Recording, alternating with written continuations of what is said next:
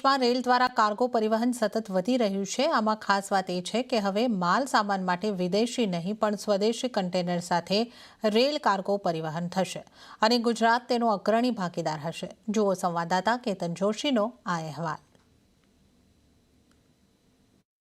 હવે ગુજરાતથી કોલકાતા સુધી કાર્ગો માટે 2 રેલ લાઇન શરૂ થઈ રહી છે, જે ફક્ત પશ્ચિમ અને પૂર્વની વ્યાવસાયિક માંગને પૂર્ણ કરશે, સાથે જ મેક ઇન ઇન્ડિયા કન્ટેનરને પણ બૂસ્ટ આપશે।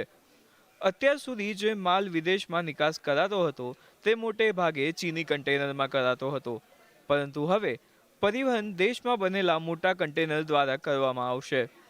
ભારતના મોટા ખાનગી રેલ ફ્રેટ ઓપરેટરો પાસે હવે હજારો મેક ઇન ઇન્ડિયાના કન્ટેનર છે। गुजरात के 2 मेजर रीजन्स, एक भीमासर और दूसरा हजीरा, यहाँ से कोलकाता की सर्विस स्टार्ट की है। इस सर्विस में हम डोमेस्टिक कार्गो को कंटेनर्स के थ्रू कनेक्ट करेंगे।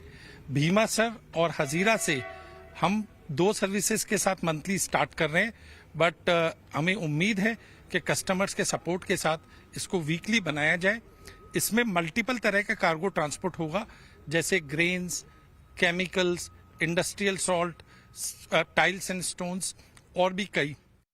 હવે ગુજરાતથી કોલકાતા અનાજ, રસાયણો, ટાઇલ્સ, ખાદ્ય તેલ, સ્ટીલ અને અન્ય માલ પરિવહન સરળતાથી થશે। હાલમાં દેશમાં વાર્ષિક કાર્ગો પરિવહનની વાત કરીએ તો દેશમાં રેલ દ્વારા વર્ષ 2023-24માં 1591 મિલિયન ટન, વર્ષ 2024-25માં 1617 મિલિયન ટન, તો 2030 સુધીનો આ લક્ષ્યાંક જે છે તે 3000 મિલિયન ટન કાર્ગો પરિવહન કરવાનો છે।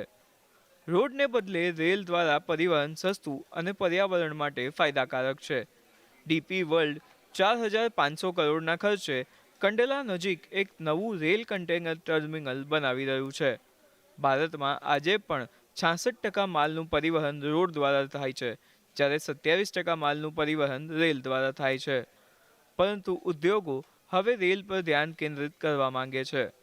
આ મિશન દ્વારા કાર્ગો, पर्यटकों, લોકો પણ ટ્રેનના માધ્યમ જો ટ્રેવલ કરે તો એના લીધે ઘણી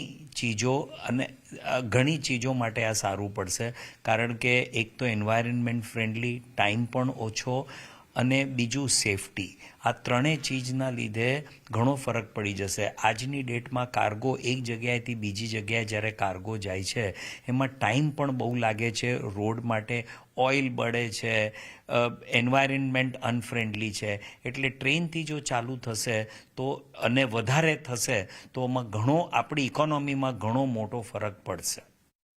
લાંબા અંતરમાં રેલ કન્ટેનર દ્વારા માલનું પરિવહન કરવાથી ઉદ્યોગનો ખર્ચ ઘટશે, માલ ઓછો હશે તો પણ હવે કન્ટેનર શેરિંગનો વિકલ્પ મળશે। ગતિશક્તિ મિશન માટે દરેક રાજ્યમાં આ પ્રકારની યાતાયાત હોવી આવશ્યક છે। 2031 સુધી રેલવે દ્વારા ગુડ્સ ટ્રાન્સપોર્ટેશનનો જે ટાર્ગેટ રાખવામાં આવ્યો છે એ મુજબ દરેક રાજ્યમાં આ પ્રકારની ગતિવિધિ થવી જોઈએ। કેતન જોશી, સાણંદ।